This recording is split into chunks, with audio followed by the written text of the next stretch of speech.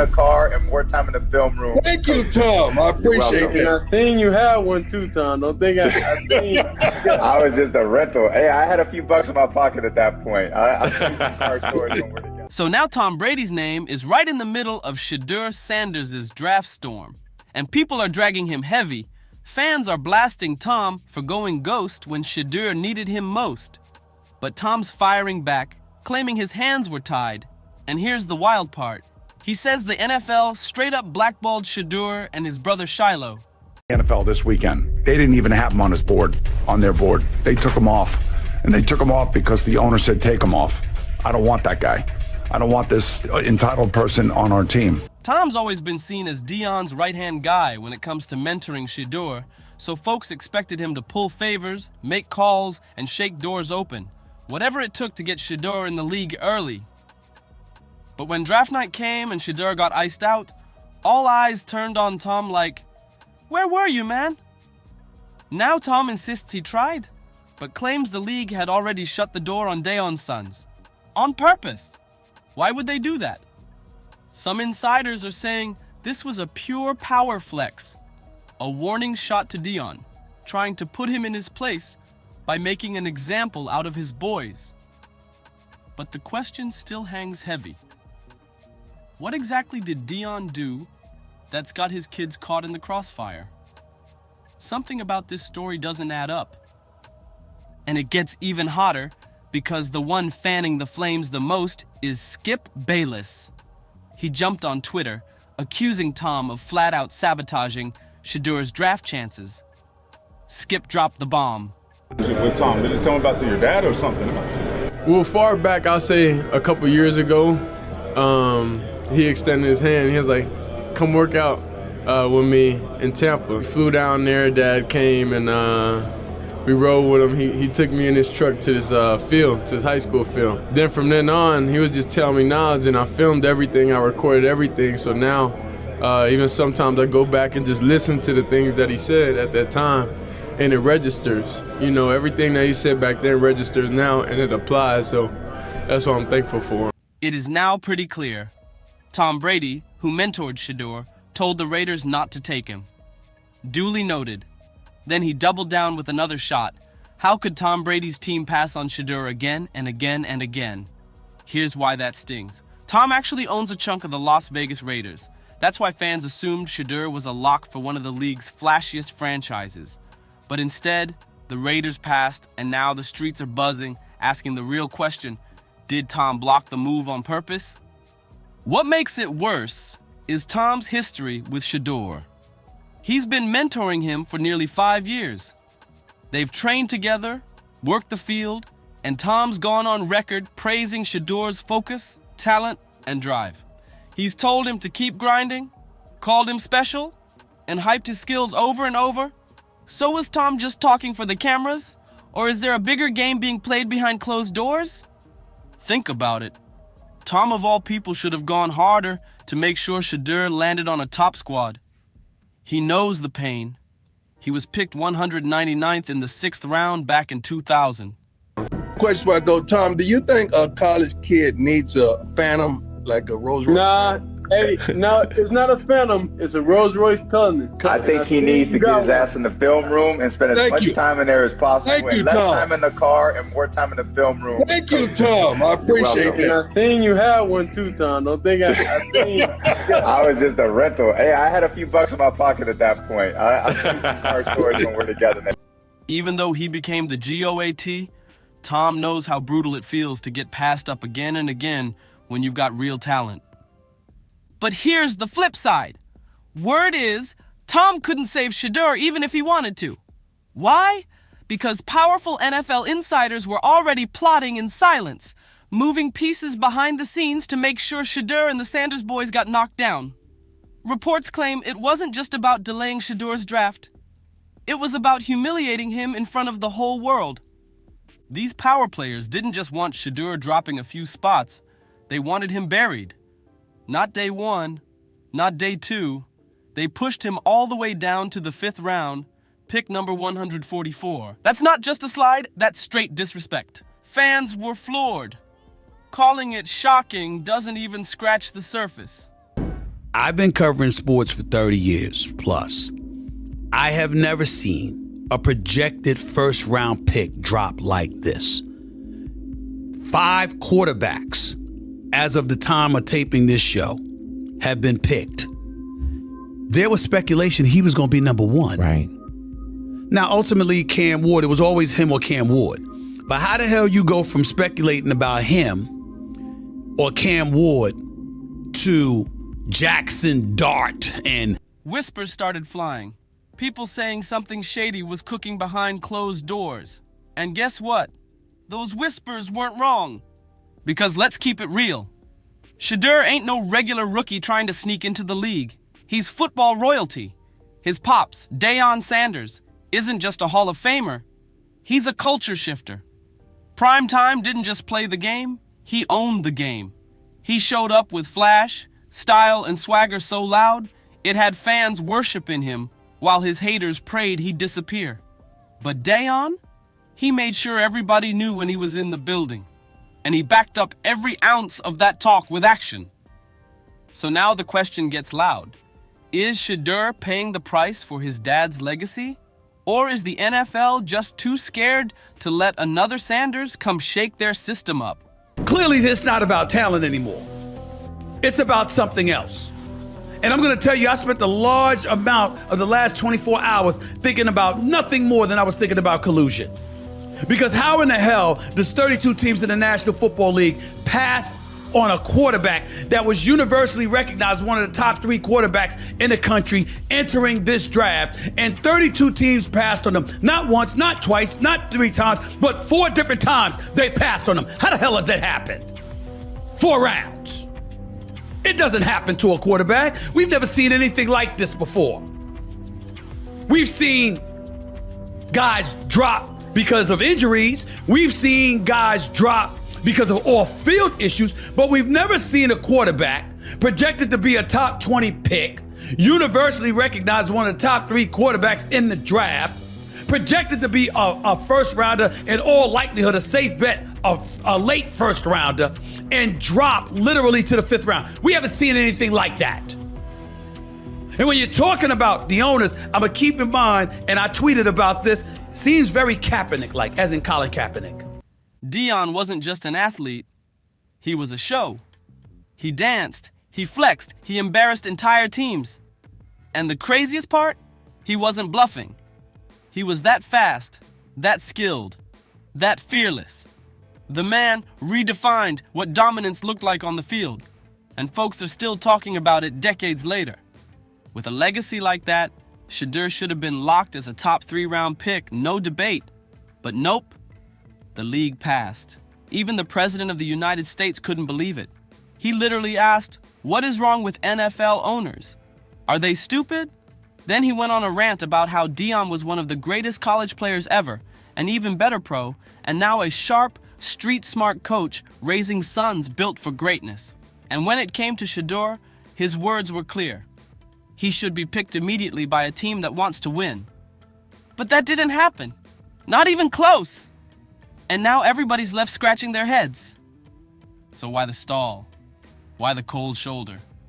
Insiders say this wasn't about Shedeur's talent at all. This was punishment. The league wanted to humble the Sanders family. Word is, the powers that be thought Deion and his boys were getting too loud, too confident, and needed to be put in their place. If you ran this year's draft? I'm biased. Because I don't see a quarterback better than me. Okay. I don't see a quarterback that went through as much adversity as me, that done had 4 different OCs in 4 years. You get what I'm saying? Yeah. Like, coming from an HBCU, coming to a Power 5, having real pressure on them. Right. A lot of people don't understand it's a lot more adversity than you think, just even being the son of Shedeur Sanders. And here's where it gets extra messy. Fans online started asking the tough question, who's really behind this freeze-out? Is it Deion's bold energy? Shedeur's confidence? Or did Tom Brady play a quiet role in keeping Shedeur from shining too soon? And here's the theory lighting up the streets. Some folks swear Shedeur and his brothers don't fit the NFL's perfect script for black athletes.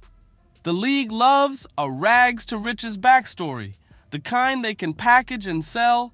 Mom battled addiction, dad did time, grew up fighting for every meal. They hype that like it's a draft requirement. But Shedeur? Nah. He had 2 loving, successful parents. His dad's a legend, his mom's steady, and he never had to crawl out the gutter, and that right there is the problem. It's like the league doesn't know what to do when a black athlete comes from stability and success. They act like if there's no pain, no trauma, then the story's incomplete. That's exactly who the Sanders brothers are. They didn't grow up hungry on the block. They grew up with Deion Sanders teaching them game and giving them a foundation most kids only dream of. Do you predict Shedeur and Travis going in the draft? Top 4. Ooh, that's pretty beautiful. Anywhere from 1 through 4. One of them is going to be 1. That's what I'm talking about. One of them is going to be Speak it 1. into existence. And the latter one would not go behind 4. Now, all this is subjective because I know where I kind of want them to go. And let's not forget Charlotte, okay? But I know where I want them to go. So there's certain cities that ain't gonna happen. Okay, you on point. It's gonna be it's gonna be an Eli. Deion's hugs, his coaching, his support, it was all out in the open, and people weren't used to seeing that. And here's the part that really stings. Privilege or not, the Sanders boys can play. They're not just coasting on the family name. They inherited freakish athleticism straight from primetime himself. Like Trump once said, some gifts are in the DNA. And this family proves it. But the NFL didn't want to hear that. Because Shedeur wasn't selling sob stories in interviews about needing football to rescue his mama from the projects. Here's the cold reality. Drafted or not, Shedeur and Shiloh were going to be fine. Yeah, slipping in the draft hurt, but they're already set financially. And word is, that's exactly what rubbed NFL execs the wrong way. These brothers didn't need the league, and the league hated it. But it didn't stop there. The fire got hotter. Insiders started saying Shedeur himself tanked his pre-draft run. Reports claim he skipped multiple interviews during draft season, brushing it off as injury, but other whispers said he just ghosted teams with no explanation. And when he did bother to show up, word is he came off cold, cocky, and like he couldn't care less. One anonymous NFL assistant didn't hold back. He torched Shedeur in private, called his interview the worst I've ever sat through, said Shedeur looked entitled, held the ball too long, carried weak body language, pointed fingers at teammates, and didn't show anything special. His final verdict? He's not that good. And that coach wasn't the only one. Reports started piling up. Shedeur's whole pre-draft interview season was painted as a disaster. And here's why that matters big time. These interviews ain't small talk. This is where NFL teams test if a guy can handle the spotlight, follow orders, and keep from cracking under media pressure. They don't just want talent, they want someone they can shape, control, and trust to play nice when the cameras are rolling. And according to insiders, that's exactly where Shedeur didn't fit the mold. Execs whispered that he had too much pride, too much swagger, and needed to be humbled if he was ever going to survive long in the league. One moment that sent execs over the edge?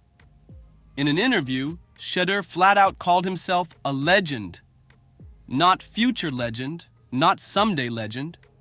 He dropped the word like he already had a gold jacket waiting for him. Then came the viral clip of him flexing a $350,000 watch right in an opponent's face before a game. That stunt had the old school NFL crowd clutching pearls. They're stuck on the idea that quarterbacks should be seen, not heard, and Shedeur flipped that script completely. But it didn't stop there. Shedeur also refused to run drills at the NFL scouting combine. In league circles, that's a silent no-no. If you accept the invite, you're expected to show up and put on a show. ESPN's draft analyst Matt Miller even torched his pre-draft season, saying Shedeur's camp got way too comfortable, acting like his draft spot was guaranteed. And then came the interview drama that really set people off. Shedeur reportedly only sat down with the top 7 NFL teams, just 7. That's a power move usually reserved for locked-in top 3 picks. To make it even spicier, word is Shedeur flipped the script in those meetings. instead of just answering questions, he started grilling the teams. He wanted to know what they would do to support him, like he was the one calling the shots. Now let's be real. Big-name prospects pull that stunt all the time. Plenty of top picks only talk to a handful of teams and nobody bats an eye. But when Shedeur did it, he got stamped as arrogant, uncoachable, and out of touch. Even after Cleveland finally picked him up, the criticism didn't cool off. It turned up. NFL legends even started chiming in, and one of the loudest voices was Hall of Famer Warren Moon. On the Up and Adams podcast, Warren came swinging. He told Shedeur to drop the ego, get off the high horse, and ditch the chip on his shoulder. And Warren didn't stop there. He warned him, being a quarterback ain't like being a cornerback. Translation? When you're the QB, you're the face of the team, and the league is watching your every move. One wrong flex, one wrong quote, and the pressure hits harder than ever. To be fair, Warren wasn't trying to bury him completely. Some of his words were meant as advice. But the way he kept stressing be humble came off more like a threat than guidance. Fans picked up on it fast, calling it just another veiled attack on Shedeur's confidence, another way to knock him down before he even got started. But the real chaos hit when Shedeur Sanders himself dropped a bomb in an interview. He said that if certain teams tried to draft Shedeur, he wouldn't recommend his son go with them. That right there, boom, that set the league on fire. NFL insiders said execs took that as a direct insult, like Deion was basically saying some teams weren't even good enough for his son. And let's be real, he's not the first dad to step in like that. Peyton Manning's family moved mountains during draft season, and no one batted an eye. So why is it different when Deion does it? Why the double standard? Some people think it's personal, that Deion's got old enemies in the league still bitter from his player days. Others say the league never liked his swagger, his confidence, or the fact he refused to tone it down. Either way, the results speak for themselves. Both of his sons got blackballed. No question. Let's not forget, Shedeur was the hottest quarterback in college football. His name was everywhere leading into the draft. But the moment the draft came, silence. Suddenly he dropped? Come on, that don't happen unless there's politics in play. The dude had no off-field issues. Nothing wild in his background. He was supposed to go top pick, but they let personal bias cloud the business. That's foul. And then there's Tom Brady. A lot of folks been side-eyeing him for not stepping in, but here's an unpopular opinion. Maybe it's good Tom stayed out of it, because if Shedeur had ended up on the Raiders, people would have just said he got there through Tom's pull and not his own grind.